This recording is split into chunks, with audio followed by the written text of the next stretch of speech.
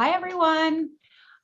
Today is Friday, March 26th, 2021, and I am Michelle Grimolia, the President and CEO here at Woodland Pond. This is my last, for the time being, planned Friday noontime update. We will be switching to a once-a-week update starting next week and then running through the month of April, certainly, and then we'll see where we go from there, but we're going to switch to just Tuesdays. So I will broadcast live on Tuesdays at noon from wherever I'm at, and then those will be available at 8 p.m. on Tuesday, again on channel 1340 and on our YouTube channel. So I just have a couple of sort of varied topics to cover today, but the first thing I'd like to cover is that starting from right now, until midnight tonight or so, we are actually in a wind advisory again here in our area. And so what that means, I'm looking out the window, I see lots of wind as we speak. We are anticipating wind gusts of up to 50 miles per hour. And although Woodland Pond very rarely experiences a power outage, typically if we have experienced a power outage, it's related to down lines as a result of some sort of a tree falling on a line or something. So it's always a good reminder to all of our residents that, again, the health center is largely on emergency power. The independent living apartments and cottages are not on emergency power. And so if you have a need for emergency power in independent living for any life-saving reason, so if you use an electric oxygen concentrator, or a CPAP or a BiPAP machine, please make sure that concierge knows. You can call them and let them know that. And it's always a good recommendation to make sure that you have a battery-powered light source handy and that you have working batteries. If you don't, I know that Dedrick's carries those things, so you could certainly swing into Dedrick's and pick something up today. You should know where those items are. Typically, we recommend to keep them underneath your kitchen sink or so. But also that you have your cell phone fully charged if you use a cell phone. And then that way, if you need emergency assistance, you'd be able to beckon it. And the PERS alarms, so the pendants and the pull cords do work in the event of a power outage. So just kind of keep that in mind as well. Generally, the elevators do not work in the event of a power outage because they are not on emergency power. So if you, with the exception of in the health center. So if you are a resident in independent living that does not reside on a ground floor, then you should let concierge know if you are not able to ascend or descend a set of stairs without assistance. Then that way, if there is a power outage combined with some sort of an emergency, then our concierge will be able to dispatch along with local fire and emergency personnel to you to help you. So just please make sure that we're in the loop on that. The next several things I'd like to just mention are a little bit of reiterating what we've talked about related to a few of the reopening activities.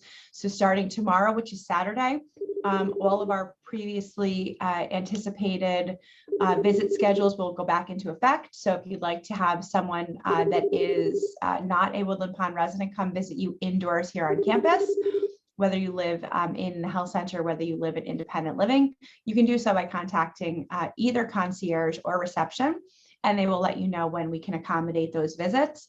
And my understanding is we still have lots of available slots. So please make sure you're calling and getting your loved ones in for visits.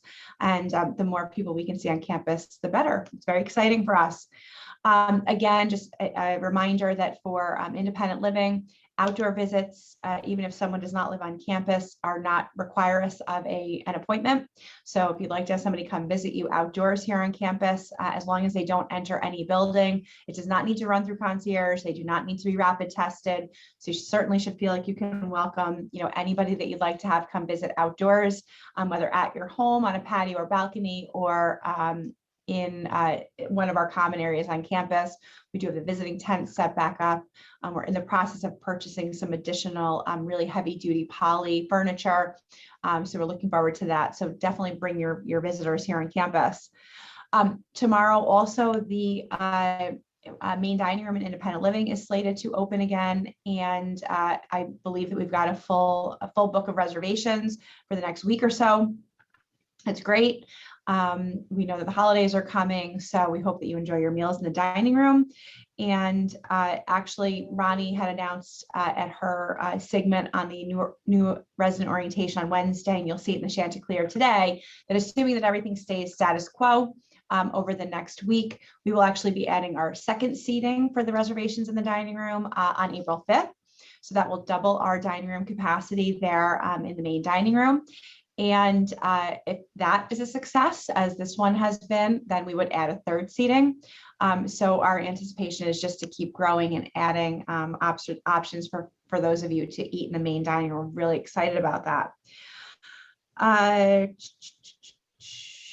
Speaking of the new resident orientation, if you did not have an opportunity to view those segments while we were airing them on Wednesday, this was our first try at that, and generally the feedback has been very good.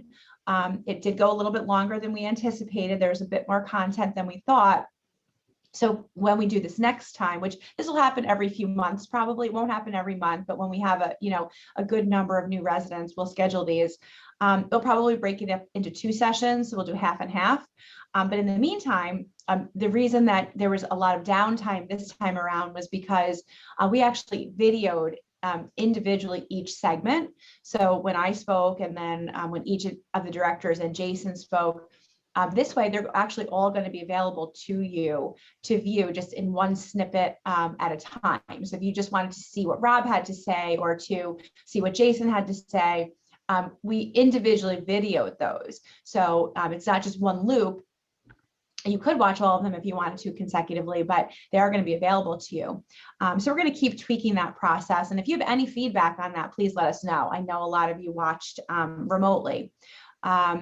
One thing that has kind of been reiterated to me several times is that residents wish that I had actually covered in detail the code of conduct piece of it, the harassment piece of it, and the LGBTQ safe zone items. So next time we go through this, I was actually covering for Bridget Plum, our corporate compliance officer and director of HR.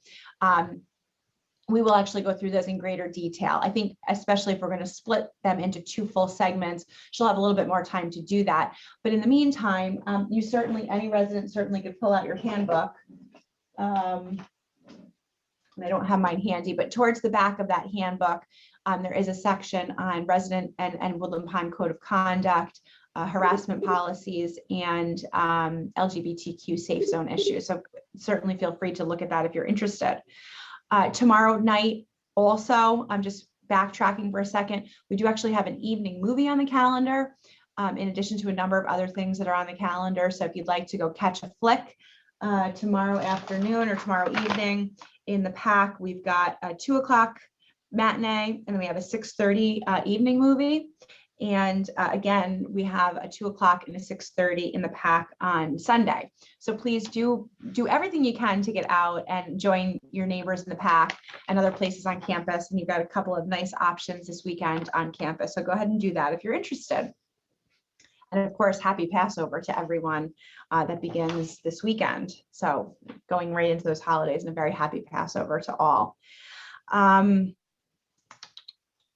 One other thing I just wanted to mention that is very important is it seems to me that we have a very good opportunity here for a number of you to have a little bit of quality of life and comfort of life enhancement through the introduction of outpatient physical therapy, occupational therapy, and or speech or swallow therapy services.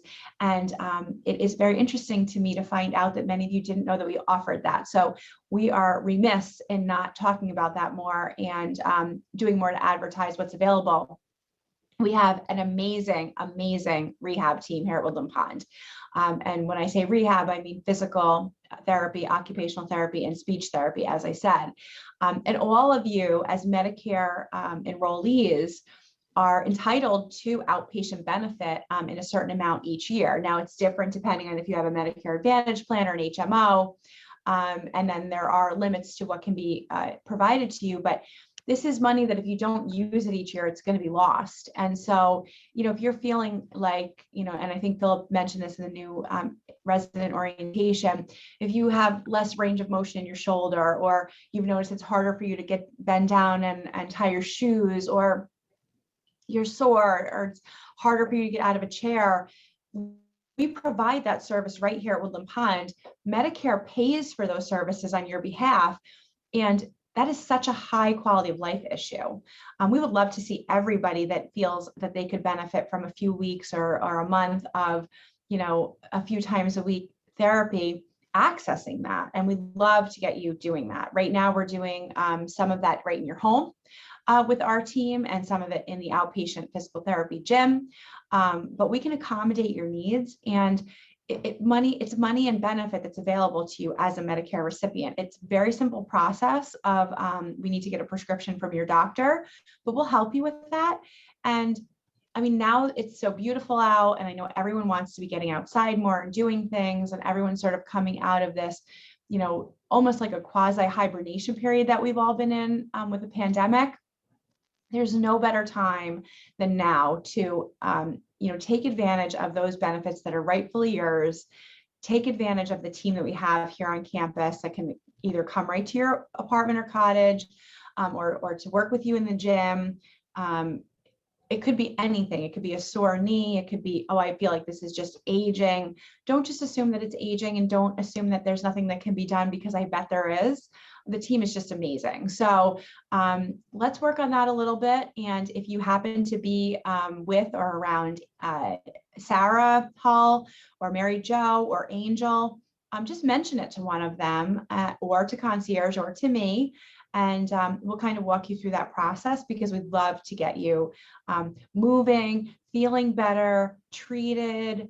There's so many options, and it's really available to you. And it's a very, very significant quality of life issue. So we're going to be working on that a little bit more than we have right now.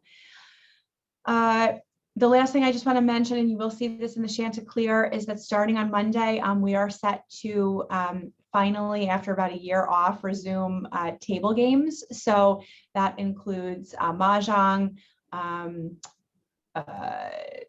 Rummy Cube, and Scrabble. So we're thrilled about that. And we hope that you're all looking forward to seeing those on the calendar and getting back together with your friends to do those games, in addition to playing cards, which will also start right back up again on Monday. And we've been doing that right along. So next week, I am on vacation, and I will do a broadcast on Tuesday, but I'm going to be doing it from home. I will be actually shutting my email off to coming to my phone, and I'll be forwarding my phone calls to concierge. So I won't be around on campus next week. It's spring break for my kids. We're going to spend some time at home. I think I mentioned I have a very sizable vegetable garden that needs a lot of attention this year. So I hope to get my hands in the dirt. And then I will be back the following week after Easter. So if I don't see you between now and then, happy Passover, happy Easter. Enjoy the spring weather, and I'll see you all very soon. Thank you.